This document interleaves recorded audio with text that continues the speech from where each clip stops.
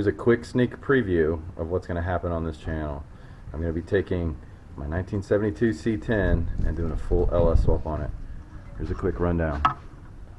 Here's the 72 in the garage, ready to go. As you can see, it's powered by Chevy small block 350. Behind it is a turbo 350 transmission. In the driveway, my trusty donor vehicle that we've had for probably 10 years now. Put 225,000 miles on the Yukon, and now it's ready to see better things. Getting ready to pull the motor. Once we pull the motor, we'll start working on it.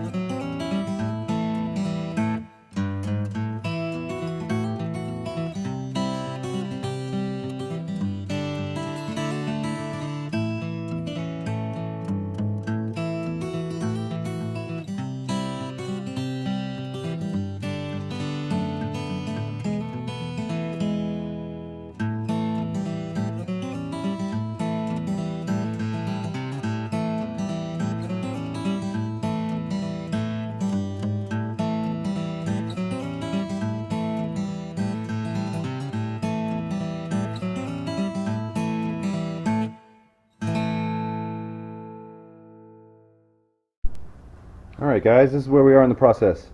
We've got the engine and transmission on the engine hoist in the garage, and sorry I wasn't able to film this, but we separated the transmission from the engine.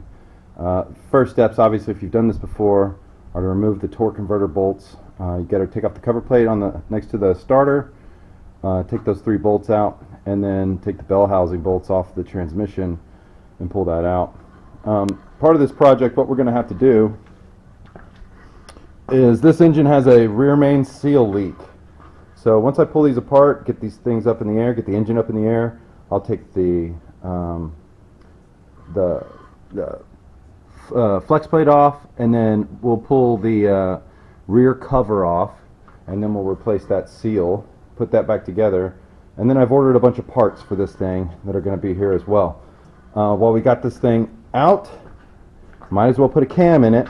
So we're going to go with the 3-bolt conversion, put in a nice little Summit cam, something small, kind of like a tow cam, something with 500 lift, a healthy LSA, I think it's 112 plus 12, and then a decent amount of lift over stock.